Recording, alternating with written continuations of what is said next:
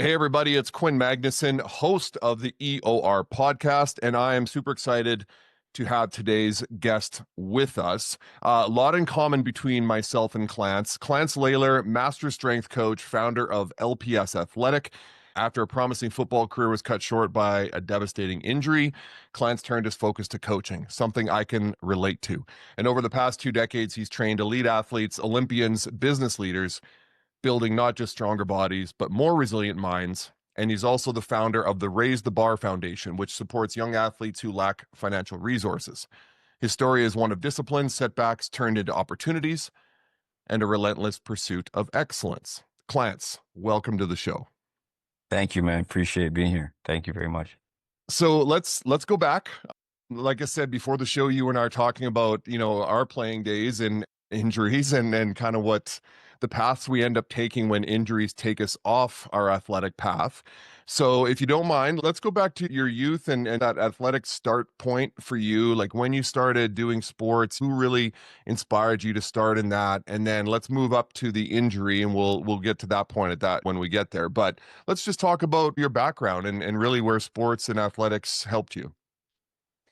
So for me, everything, my inspiration for sports, we just it came from just the neighborhood or the schools we went to. We ran track. No formal training. Just I would say the inspiration starting to take it serious is when I was at a local, public school meet, and Gary Lubin, approached me and asked me to if I would be interested in joining a track club. Track club was at that time Flemington Flyers. So I said sure, and we train at York University. And that time I didn't know anything about Ben Johnson, Angela Taylor, Mark McCoy, Tony Sharp, Desi Williams. But I just saw these monsters running on the track, and as a little kid, that was it for me. I was just hooked. And one thing led to another. I got really good. So track was my passion. All the other sports like football, it was just like a add-on. Because I was good at all different sports. Like I play soccer and in football, I love to hit. I wanted to play linebacker, but I was a small kid and I was fast. So that punt returner, running back, those were my positions. But track was always my primary number one focus. Everything was secondary. And football, you have your seasons. So I played football and I was good. What my passion for football were two guys, Bo Jackson, Yeah. and Herschel Walker. Okay. So Herschel Walker I credit the Georgia Bulldogs, the Sports Illustrated magazine, for getting me like crazy strong. I had a crazy strong bench. When I was 19, I benched like 425 pounds, and I was Wow. like maybe 170. So I didn't understand, but I wasn't the only guy. I was around freakishly strong guys in my neighborhood, and that never even lifted weight. Because I'm in the strength and conditioning game now, I kind of understand like how strong I was. But Herschel Walker did like 1,000 push-ups a day, and I worked my way up to 2,000 push-ups a day. So that just kind of showed you the type of mentality I was. So if I would watch like these guys and I love training, I always wanted to see the background of the athlete. But those are my inspirations. Bo Jackson, Herschel Walker, and then for track and field, Ben Johnson gave me my first spikes as a young boy. I'm kind of jumping around, but it's just a lot of inspiration. I was just like, I have a very, if you want to call it, obsessive personality. When I love something, I'm just on it. Um, I just love, those are my two things, and I didn't have a backup plan. So when that got taken away from me, Yeah. I kind of fell back to football. Because for whatever reason, track, every time I tried to run or whatever, it doesn't, something about the track, my knee would always just give out. Football, Yeah. for whatever reason, I can kind of get through, and I wasn't getting through it at full tilt for Yeah. football, which is kind of weird, right? And then the last straw was when I was playing basketball, and then I re-injured it, and then I just took a dark, I just went in depression and thought the world was over in the dark space for a while, and then I I found the light. I found strength and conditioning. That's kind of the fast and Yeah. hard way to kind of get through that past. And now this is my true calling, helping other athletes, helping young kids raise the Yeah. bar foundation, helping the athletes who can't afford high level professional training. I try to, give them a path to that, so because there were coaches that who helped me. Like, Hmm. for instance, when I had to travel, I couldn't afford it, but those coaches helped my dad, pay for those flights to California or those trips. So I never forgot that. I'll tell you what, Clance, I swear, one of these days, if we ever get to sit down together, you and I are going to have a couple of beers and we're going to talk about this in much more detail because your background, literally, it's almost the same as mine. I love this conversation already. So we don't need to go into the injury because injuries happen, but how soon after the injury did you get into coaching? And what was that first coaching stint? What did that look like? It took me about maybe 3 to 5 years because I was maybe a little long because I was dabbling in it a little bit, but I didn't really understand it. I didn't really understand you can make a living from it. Mhm. How old were you at that point? I By the time I got into coaching, I would say I was around early 20s, like Okay. 23, 24, around And there. was By the it time track and field then you were coaching or? no, I started off coaching personal training. Okay. So I was out of everything, like the whole sports scene, friends. So I was doing some entrepreneurial things like at a club and barbershop, hair salon, Okay. right? But things I just never wasn't passionate about those things. You know what I Yeah. mean? And as the funniest thing is, one day I was at a gym, I always worked out, and I was training, and I just saw a guy training someone, and I go, "You can make money from that." So he was doing personal training, right? You can make money from that. Can't remember his name, but he told me if you want to get into training, right? Because in my head, I'm not just thinking about personal, I'm thinking about training athletes, right? So that was but and then he told me, look up this guy Charles Poliquin. So I got the first Right. book I got was Poliquin Principles, and I Yeah. read that like back to cover, highlighted like 1,000 times, man. And then after that, it was on, and then that's how I kind of got into it. So I got into, like, I wouldn't say quote unquote personal training, because while I was studying or like reading and getting understanding of it while I was doing my, full time job, I was training some guys. I was working out. This guy liked the way I worked out, and he wanted to train with me. I didn't know he was a task force guy, right? Mm. So he worked with the task force. He got great results, and then he goes, "Hey man, some of my buddies want to work." So I had like 5, 6 guys working out. They got in crazy shape, and so it was intense, hardcore, your type A. I was Oh just, yeah. I was just smashing them, man. And so when I decided to, okay, I'm gonna make this a profession, and in Canada, if no one knows you, like you're gonna starve, because we don't have the volume of athletes we don't have Right. over here. So I started out with personal training, and what I would do, uh, I would train athletes pro bono. I just train them for free. And that's how I just built. I started off with a wide receiver, 2 wide receivers, and then that's how I built my name. I work with one guy, he gets results, goes to camp, and more come. And then I would, so as I started to grow, and the name and my name started to spread, that's how I started to build my reputation, and then I could charge. So that's what I did. But I made a living of personal training first, and that's the same way I work now. Like, I get paid, and my business grows based on results. So everything is results. Everything has to be measured. Everything has to get better. So it's just that simple, and I've always used that same, right. So let So me ask you something, Clance. And I want to talk a little bit about, like I said, I think there's a lot of synergies between you and I think we have a very similar mindset. What we preach is effort over results, but what people don't understand is that it's not that we're disregarding results. It's not that we're saying we don't want results. What we're saying is sometimes people focus so much on that goal, that metric, that result that they want, that if they don't reach it, they feel like well, I've just wasted a whole bunch of time. But I think you would even say that results are obviously what we're looking for. That's what you get paid to produce with your athletes, right? But after that, it starts at day one, and it's just about the effort and recognizing the effort you're putting in. So in your coaching philosophy, what is the balance between the messaging of the result you're trying to get but the effort that needs to go into it? What's your thoughts on that?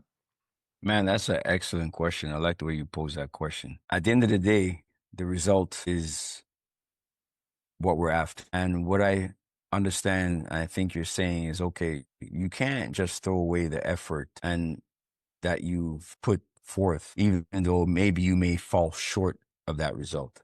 Right. Right. So, but that's in different levels. Right. You know, there's certain requirements. I did like you just open up a can because I can just go so many ways with this. That's why we're You know, here. yeah. So it's like I have athletes that that are gifted, that they're talented. Sure. And that okay, they're coming in the gym, yeah, and they're checking the boxes. Like just checking them boxes, like bare minimum boxes. But that's not what I'm after, bro. I want that. I want your full effort so you can Yeah. reach your full potential. There you You go. know what I mean? So a lot of times, you set the result, they achieve the result, and they feel, okay, I'm gonna coast now. No, that's not how it works. Not with Right. me anyway. Yep. Right. So, my daughter just missed the Olympics. Mm. Right. One of the hardest Olympics to make in history because of all Right. the doping and whatever. So Right. countries Right. like us pay for that stuff. So you got to be Right. top 10 in the world. She was basically on the cusp and she had a number to hit.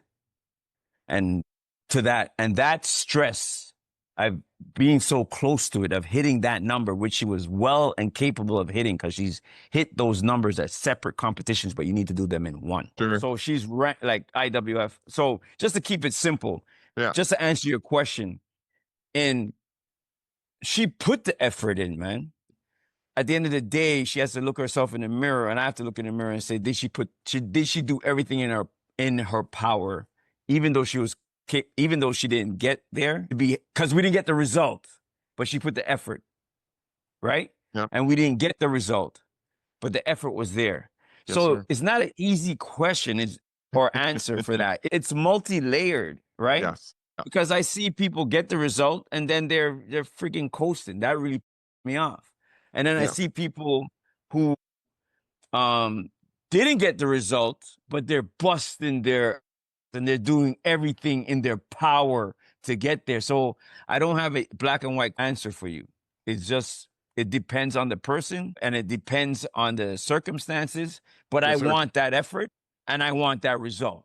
And however Well, we get there, we get there. and Clance, coach, what can control? Our effort. That's it, right? We can control our effort and our attitude towards the work we put in. Well, I can't control the result. You might have a bad day. Maybe you had but maybe you had a PR and still didn't reach the standard to go to Olympics. Maybe other athletes had PRs that day and beat you. And it's like you can't control any of that. All you can control is your effort. And so that's why I asked about balance, meaning when we're working with athletes, when I work with business owners or teachers or coaches of sports and athletes, I say to them, look, results is like for me, it's not a destination. It's literally just the next plateau that you go to because you're trying to continue to get better. And as long as you're trying to get better daily, regardless of results, you're already a winner. Now, in the world of the Olympics, and especially in the world of track and field, where things come down to literally tenths and hundredths of a second, or for throwers, it comes down to centimeters, it can crush you because you can go to the Olympics and you can foul three throws. You can have an injury. You can no height and high jump or pole vault, right? And all you feel like that, especially for the Olympics, 4 years. You feel like 4 years of training all down the drain. It's disappointing, yes, but you can't take away from that athlete the growth physically, mentally, spiritually during that journey and the effort that they put in. And what effort over results preaches, and I hope you take this to heart, is that we need to recognize with our athletes, and I'm going to say on athletes now, not business, with our athletes, recognize the effort they put in when we're talking to them, when we're messaging them. We need to recognize the effort they put in. And I'm sure you do that with your athletes. So I think our mentalities are both the same, but it's about that balance and the messaging. If you keep hounding on your athlete, you know what? The standard's 11 seconds, the standard's 11 seconds, the standard's 11 seconds. They're just going to panic and freak out Okay, because but they that's can't what you control that. yeah, you made a good point.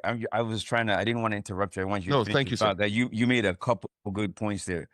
So, first of all, that's what I was that was because I get into tangents. So It's okay. you got to help direct me because that was the problem. She needed 243. She's hit 243. But Yeah. because we were just so focused on that number caused pressure and stress that I've never Yep. ever seen in my life with my daughter. So you understand? So you're 100% right with that, right? What I've learned is a lot of athletes respond to different things. Some athletes need Yep. that number. Sure. Some athletes need to work on micro things or just go with the flow. I just say like just let it happen. Just go with the Yeah. flow. Just train. Just lift. Don't think. That's Yep. kind of my thing. And the messaging for me is always about I always praise the work, right? Yes, The sir. result is going to be the result, That's right. right?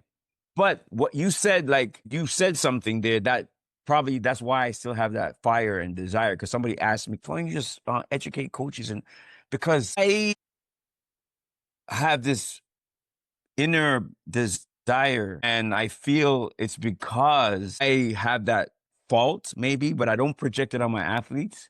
That I want that result so bad. For So sure. you understand what I'm saying? And I Yes, want, sir. and so there's so much you understand. Strength and conditioning, it's the world, the science, the physiology, the biomechanics. It's so vast that no one can master it. But I want to get close as possible. I want to produce those athletes as much as possible. So I just can't let it alone. So when my athlete fails, it feels like I fail, and I take it personal. And Mm. some coaches say, and when I say fail, that means that we don't hit the target.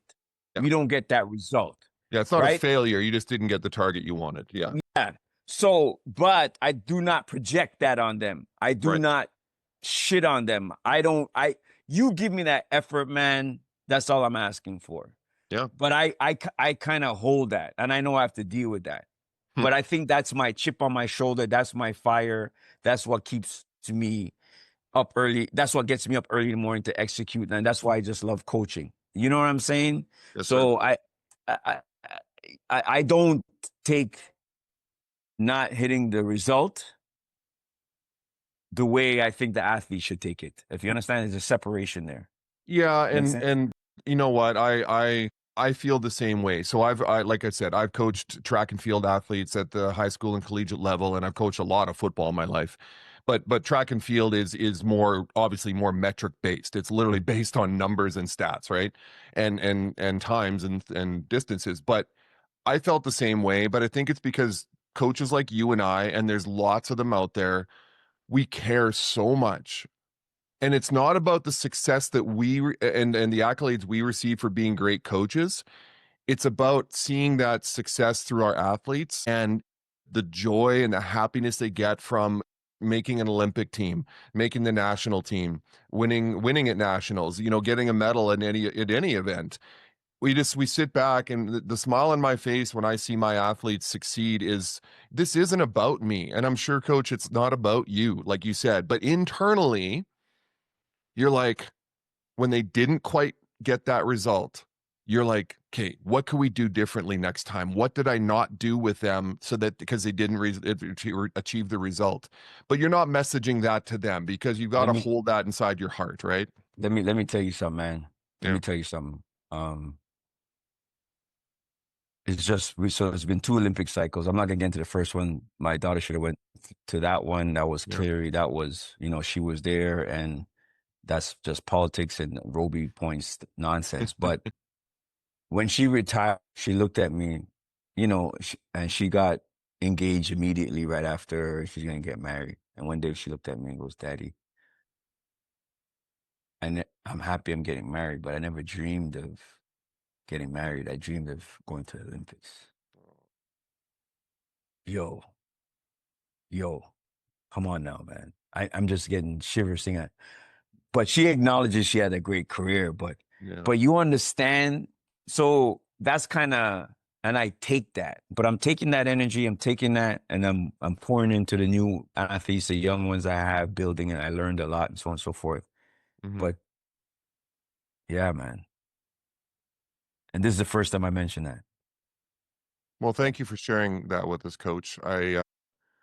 That's a beautiful story, Mm. and you're not just her coach, you're her man, you're gonna get me crying now. You're her father too. And I coached my kids, and my daughter went to nationals for juniors and had the worst probably performance of her life, and it absolutely crushed her. And I just didn't want her to take that away as the way that her career was going to end. And I'm sure for your daughter, it's too. It's like you're literally a hundredth of a second or a tenth of a second away from an Olympic team, and or you should have been on the Olympic team and you didn't because of politics. And those are things we can't control. You just got to keep messaging to your kids, both your own kids and the athletes you teach, that you're so proud of them for the effort that they put in, and you're so proud of them for sticking it out and for just continuing to work hard. And man, because that is what's going to carry them through the rest of their lives, right? 100%. I couldn't agree with you more. So, yeah, I 100. I align with you because That's, that's life. You yeah, put your work hard, put your best foot forward, and just give it your all, give it your best. And I always try to tell my athletes, and anyone I work with, anything you're after, just be honest with you. You're not. Be honest with yourself. Can you look yourself in the mirror when it's all said and done?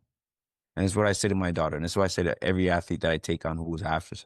yeah, Did you do everything in your power and what you can control to go after your dreams and aspirations? And that's all. And if the answer is yes, hey, you're good. And absolutely. let the results fall where they may. I want that on my wall here in our offices. You just basically explained effort over results because, like I said, it's not effort, not results. It's just saying that we gotta see what the effort is that these kids put in, that our athletes Mm, put in, that our students put in, that our employees put in, and recognize that regardless of result, if they did their darndest, that's what matters. So yeah, let me switch before you and I start getting too sad here. I want to talk about the athlete activation system. So this is something that you've developed in your strength and conditioning coaching, and I want to go here for a second, Coach. So when I played football in high school, and then I played at Washington State University in the late '80s and early '90s, the strength and conditioning back then, like compared to today, is night and day, literally. Back then, it was all about just like, hey, man, what do you bench? Let's get our bench squat and deadlift, heavier. And now my son goes to University of Arizona on a football scholarship in 2020. And I'm like, hey, man, what are you benching? He goes, the coaches don't care what we bench. The strength coaches here care about how fast we move weight, about about staying healthy and not being injured, right? About durability of us. And I'll tell you what, the strength coach they had at Arizona was phenomenal. He came from Alabama. He was under Nick Saban at Alabama. And in the 3 years that he was there, they had one injury wow. on 110 players, one injury, and it was an ACL blowout because somebody fell on the guy's leg. So it wasn't even like a hamstring tear or Yeah, anything like that. Yeah, yeah, that that's and that is crazy because right. the stats in football, basketball, the injury rates are up big time. Yeah. And that's what I think coaches, strength coaches are and should be trying to achieve. Yes, you want strength. Yes, you want speed and power, but you want durability because these colleges, and I'm going to stick with college for a second, but these young athletes, they're investing hundreds of thousands, sometimes millions now with NIL into these kids. Your strength coach is probably the most important person on your staff. And so, one injury over 3 seasons to any of their starters, he leaves, a new coaching staff comes in. They had 12 in the first year. Wow. And they lost Wow. 7 starters. They lost some backups. My son was hurt all the time. And it was like, man, so here's what I want to ask you, Clance. I want to talk about the difference. And here's the thing, I don't even know if we can go that deep into the difference between what training was like in the 1980s and 90s when you and I were younger and what it is today. And I'm sure you are constantly doing professional development to learn and to learn new things. And you've developed this athlete activation system. So let's talk first about what you've seen in the evolution of strength and conditioning over the last 30 years as you've been a coach, but let's then talk about the evolution of the athlete activation system that you developed. Okay, there's a lot there. A lot to Okay, unpack. yeah. First off, is I care about strength, but you just need not crazy strength. I don't need to. So a lot of times with the old school training, not all like the old school getting strong is important, Mhm. right? But how strong do I need to play this position? Yeah. That is the key, right? So your certain metrics and rated force development, velocity, speed, power, those things are king, but they all have to come from a base level of strength. So once in the athlete activation system, once you hit a certain base level of strength that is optimal for your position, your sport, we don't need to go any further. So Okay. that's it. So we don't need to be benching these crazy ass numbers. You're just you wasting your time. So we spend the time on the athlete's needs. My problem with the training now is that it's too much like babying. There's not enough base fundamental requirements for strength. Okay. There's not enough in terms of training. Well, our principles: train heavy, train to full range of motion, train frequently, okay, and train hard.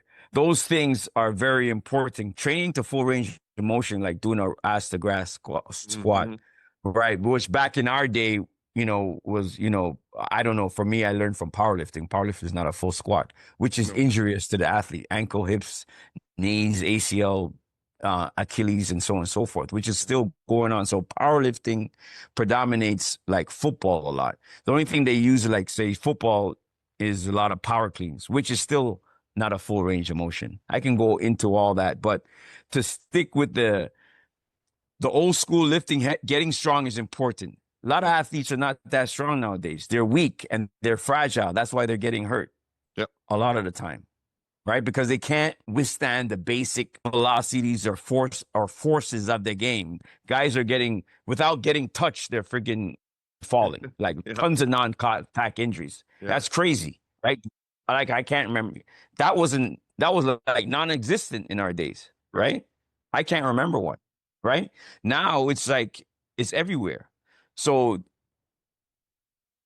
we it's like back in the days, like extremely strong to not getting strong at all. We need Mhm. to find a middle where you need a certain strength requirement. Because if you're a tackle, if you're a tackle, you take 2 steps, you get in a fight. Well, bro, you need a strong bench to fend people off, right? Yeah. And you need a strong squat, right? But only to a certain amount. The standard for us is double body weight. Once you hit double body weight, whatever weight you are, you can withstand the force, your body weight and inertia. That means you can get off quick and slow me down if I'm moving too fast and jumping Okay. around. But you understand, those are the foundation. And then we work around that. Everything has a continuum. Speed, strength, speed, power, foundational strength. And then, so what that coach is doing is that, because rate of force development is key. You can be strong, but you're slow. If you're strong and slow, it's no good. You guys are going to you're gone. Yeah. So that's when you see a strength coach working like that, okay, he's on the right track. But Yeah. then you got to go, when you see a strength coach making his athletes durable with training to full range of motion, the Mhm. joint going to full range of motion, protects the what we call the mummification or shortening of tissues, because your tissues are elastic and so on and so forth. So what Right. happens if you don't stretch an elastic band for a while? It's going to dry up. When you need to stretch it, it's going to snap. That's pretty much what's happening to Achilles tendons, hamstrings, and and so on and so forth. Right. So I'm just kind of giving you a quick and fast, but if you adhere to those principles, and you're going to develop a good, healthy, durable athlete. So let's talk about durability for a second. When it comes to injuries, now back once again, I'm going back to the 80s and 90s when you and I were younger, and I remember distinctly when I made the CFL, the other veteran players saying, "Don't even go in the training room. You can't make the club in the tub, as they say, right? And it was so you would like, I think people like you and I, like our pain tolerance levels are way higher than today's athletes because Mhm. you had to suck it up because you didn't want the coach to know you were hurt because then you wouldn't play, right? Right. And back then, so you wouldn't even enter the training room, and if you did, it was for a band-aid or maybe a bag of ice, but you took it out and you went somewhere else with it, right? Mhm. Today, and I keep using my son's example being at the University of Arizona, which is still Division 1 Power 5 football, so it's the highest level. They want you in the training room. They want you in there in the morning doing prehabilitation. They want you in there taking care of all your nicks and bruises and aches and pains. They want you literally in the training room as much as you need to be there. So when we talk about durability, what is the difference in the mindset between when you first started coaching and the training room and injuries and what you see today now? What's your thought on injuries and how much athletes really need to push through whether they're hurt or whether they're injured? Okay. So again, communicate. If I want anything happening going on with the athlete back in our day, just like you said, you wouldn't like, okay, we wouldn't mention anything. We just suck it up. Yeah. We dare not, because we're gonna get sent home, and we're gonna. So that is the difference. I communicate. I observe. Our coaches, we have to observe, because then a lot of athletes are gonna lie because they still want to do the training. We observe. We have to think. We're always paying attention to not what they say, is what they do, because you subconsciously rub your back and you Mm, make little twists. So we're always asking how you're feeling. So I want the athletes in the training room, um, getting making sure everything is working and working through. But what I don't want is the athlete to stop training. You pivot, you work around it. there you go.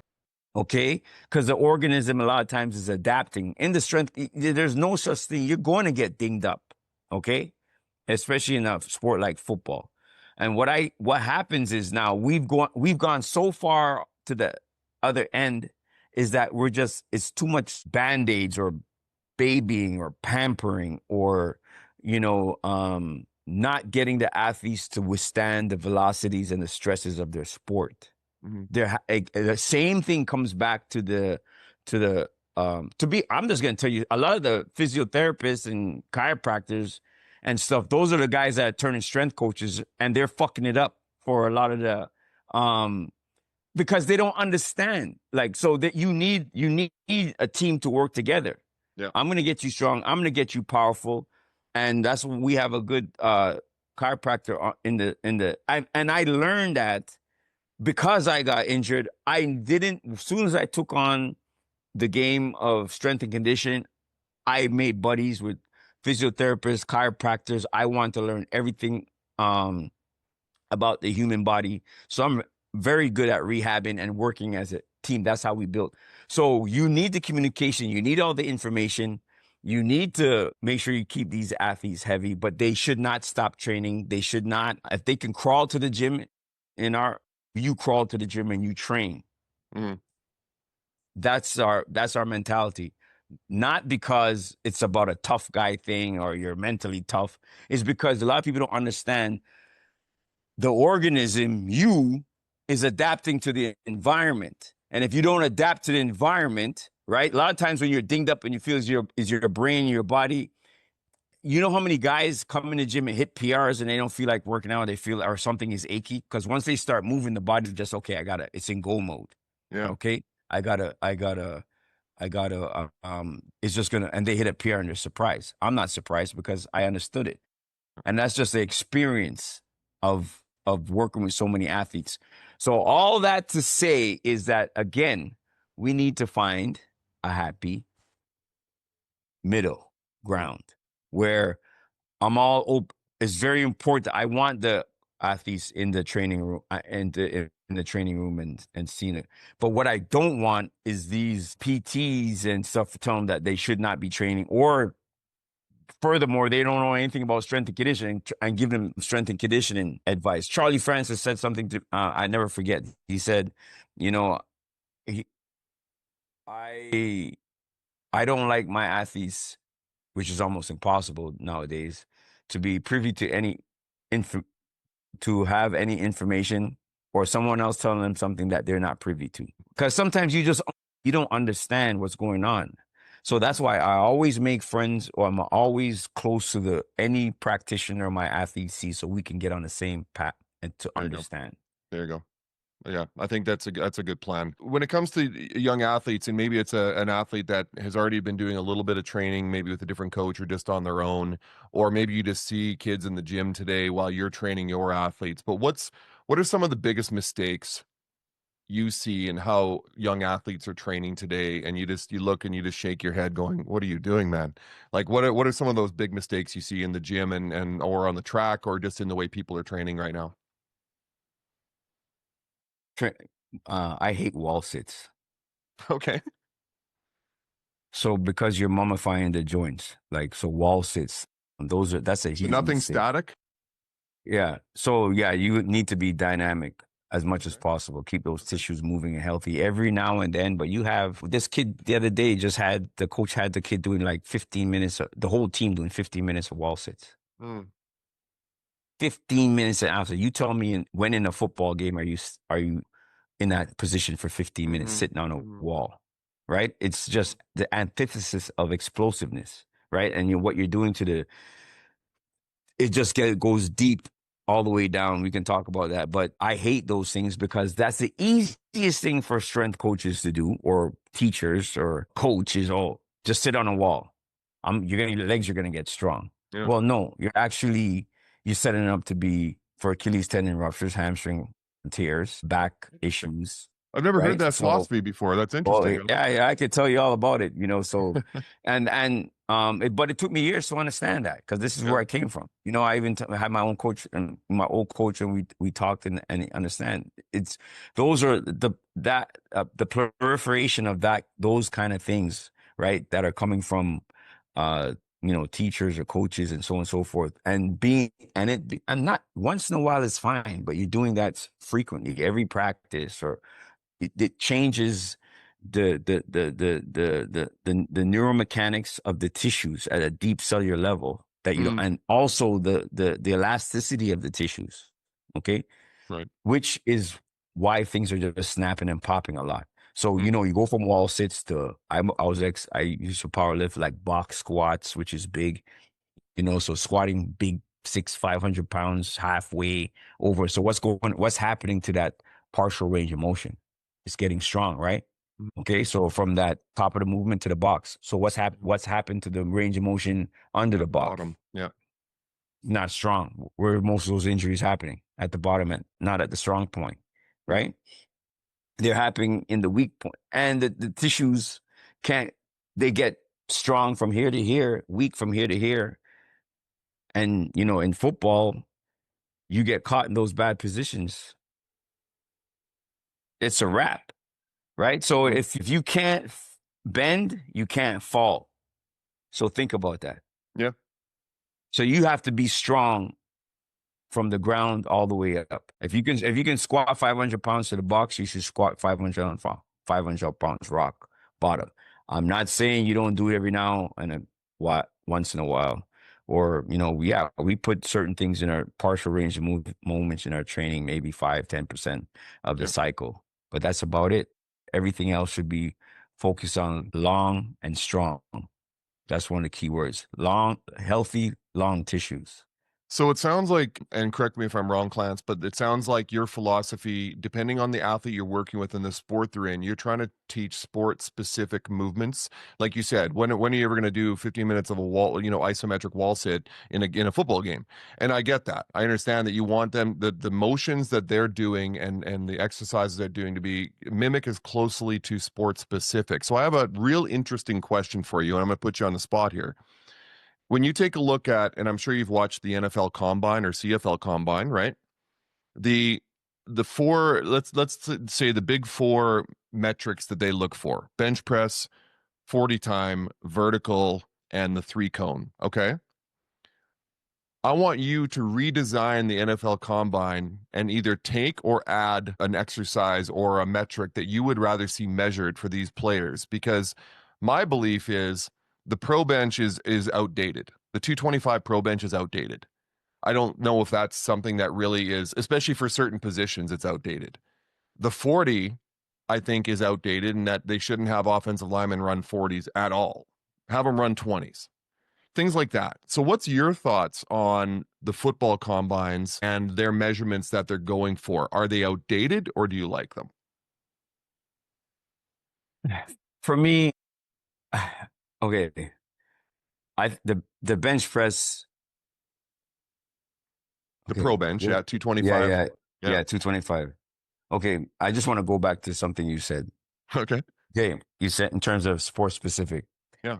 I work sports specific at the neuromuscular junction. So that's really deep, not sports specific in terms of so I want coordination, balance, Yeah. power, explosiveness, Good. speed. I'm basically, what we do is build an athlete.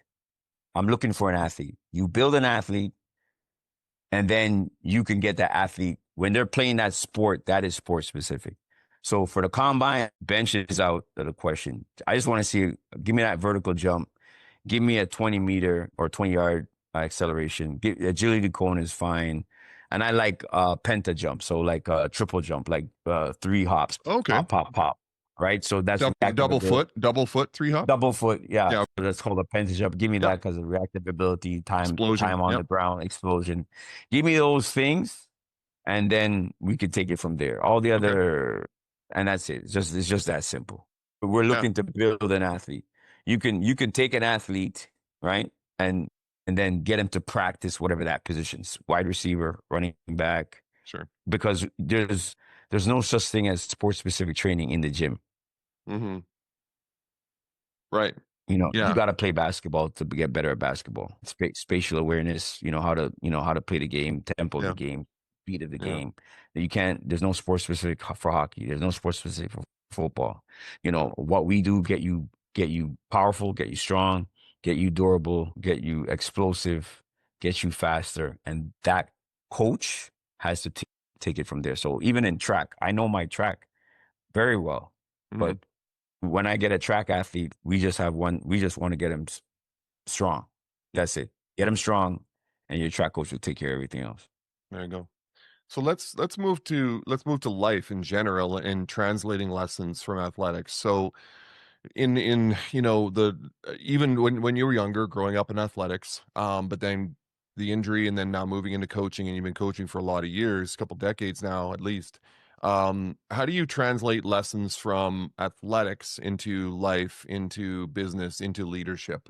Because I believe that sports um is probably literally as you're growing up the best metaphor and builder of character and skill and ability and everything to help people become successful in life. I think every child should be physically active, and I'm not saying organized sports, just physically active constantly, right? So what are the lessons that translate from athletics into everyday life, business, leadership? What are your thoughts on that, coach? Discipline. Yeah. I think the number one quality that I've learned from being an athlete is discipline. And if you are disciplined and you do things, when you're disciplined, for me, that means doing the things that you have to do that you don't want to do, but you have to do. Hmm. So you get a job, you have to do all these crappy, shitty things, but you do it because you're disciplined. I think that is the number one attribute, bar none, that it takes, that sports gives these athletes. Yeah. And that discipline. And then now if you're disciplined and you're driven, that's another animal, right? And if you're disciplined and you're driven and you're obsessed with getting better every day, that's a completely different animal. So to me, and traveling the world and watching the best teams and watching how the best teams work. So Nick Saban, for example, you mentioned, his team is disciplined. Oh yeah. Period. Like there's no, so we can't get away from that. Like, hold on, sorry, I got it. My charger is gonna. I apologize, sorry. That's okay. Very easy to cut out this Oh, section.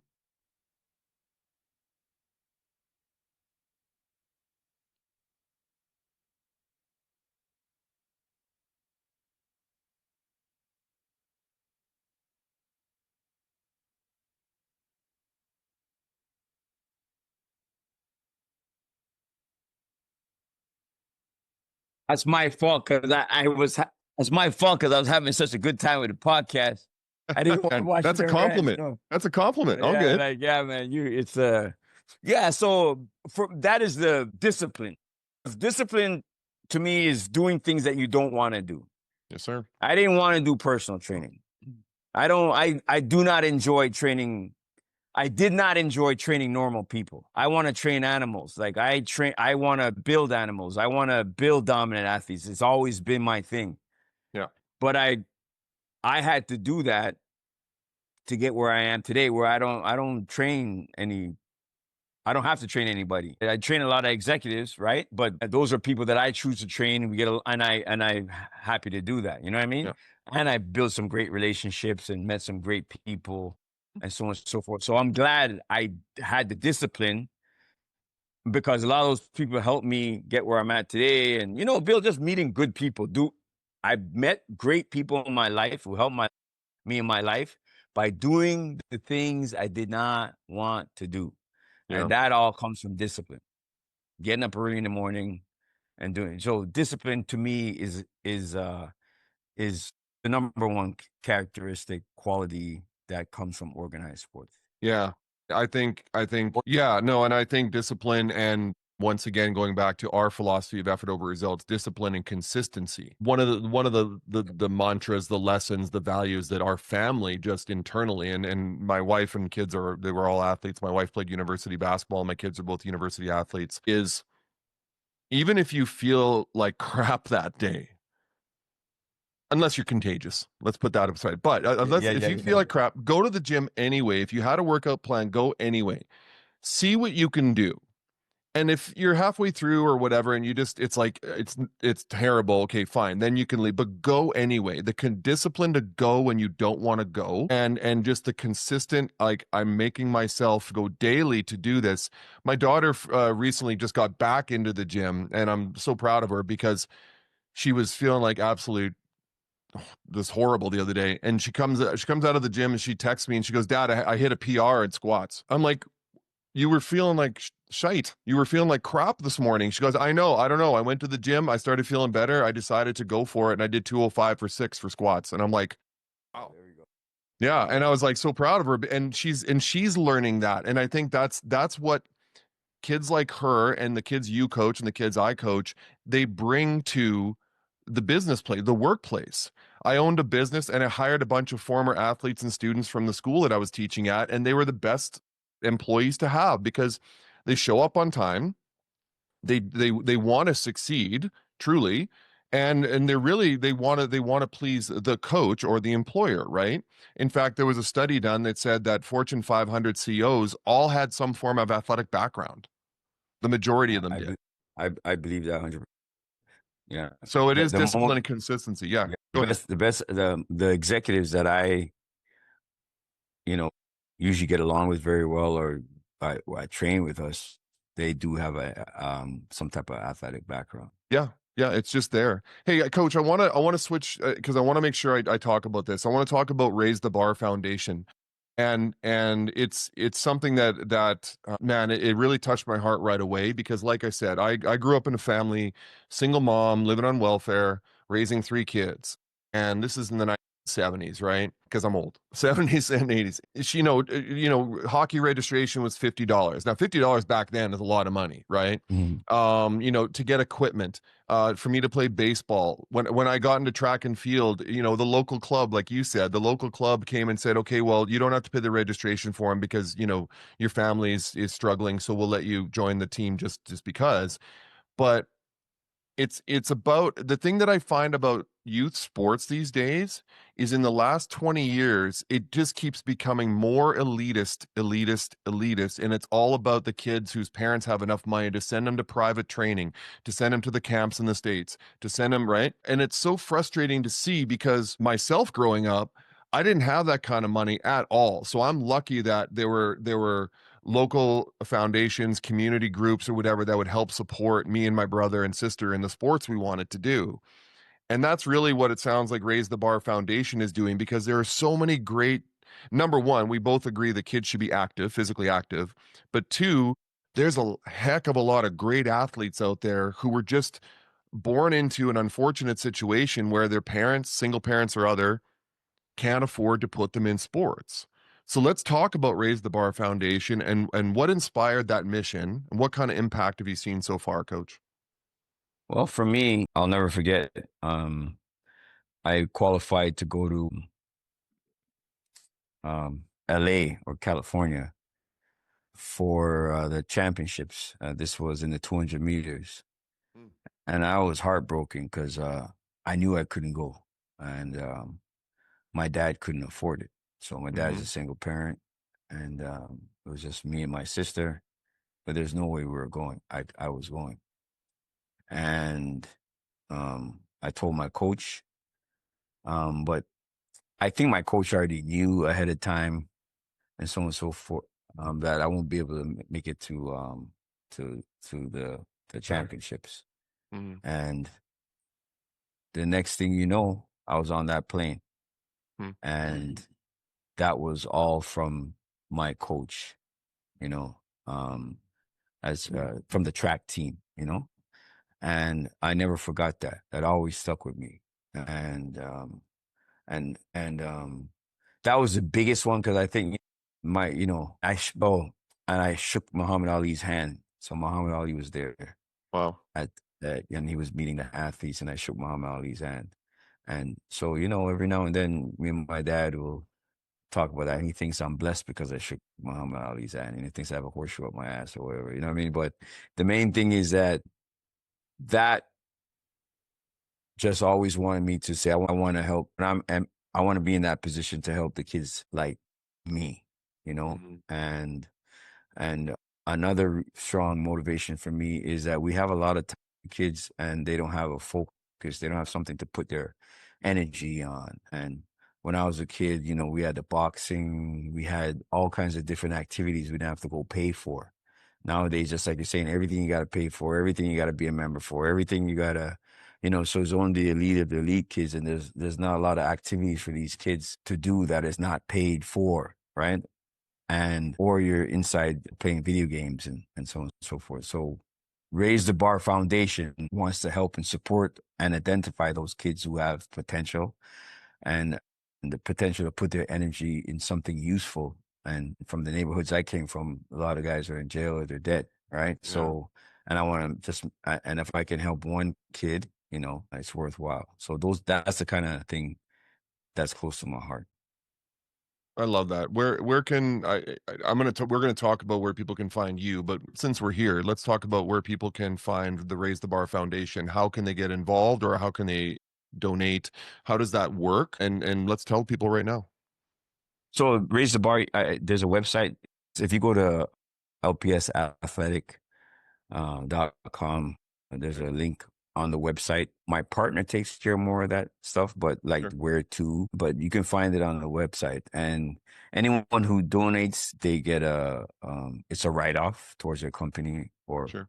so they can write it off. So, which is great. And that's pretty much it. So and then we use that money towards athletes who meet the criteria. Excellent. Excellent. Well, we're going to have that in the show notes for sure, and we'll make sure that people know where to go to for that. Well, Coach, it's been over an hour, and it feels like it's been 20 minutes.